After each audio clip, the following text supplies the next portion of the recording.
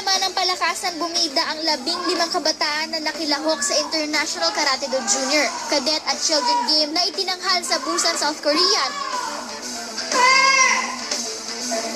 Ayon sa kanilang coach, hindi raw biro ang pinagdaanan nilang training.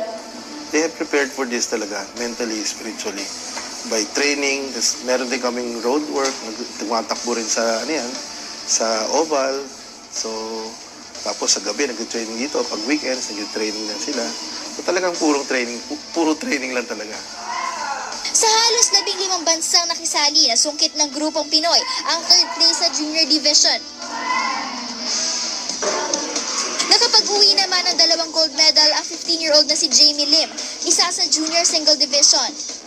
Sa murang edad na 6 na taong gulang nag-umpisang magkarate si Jamie. Kaya halos 70 medals na ang kanyang napanalunan. Malaking bahagi ng kanyang tagumpay ang suporta mula sa kanyang mga magulang. Nung nasa preschool na siya, nag-feedback kasi yung preschool teacher na hindi daw, kasi solong anak, hindi daw defensive. Ang clarification niya, parang pag ginagawa ng laruan, pipili na lang ng ibang toy. So ako naman, niliteral ko. Sabi, okay, so kailangan ng self-defense.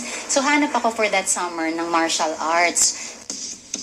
Proud na proud din naman kay Jamie ang kanyang daddy na nasa linya rin ng sports, ang dating PBA legend na si Samboy Lim.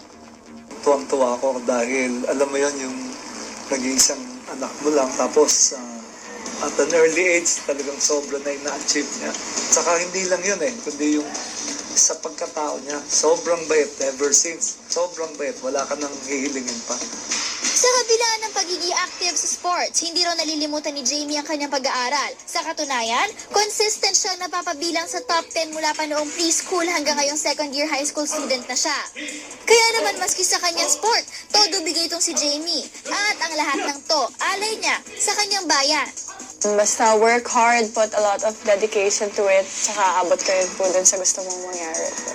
Sobrang grateful po ako sa 2 gold na nakuha po, tsaka sa mga results ng ka-team ko po, dahil pinaghirapan po talaga namin. Marami po kaming training. Gusto ko po matulad ng dad ko po, tsaka ng mom ko, because they showed so much dedication po sa mga ginagawa po nila. Tsaka parang sila po yung best at what they do po. So gusto ko po rin maging best at karate.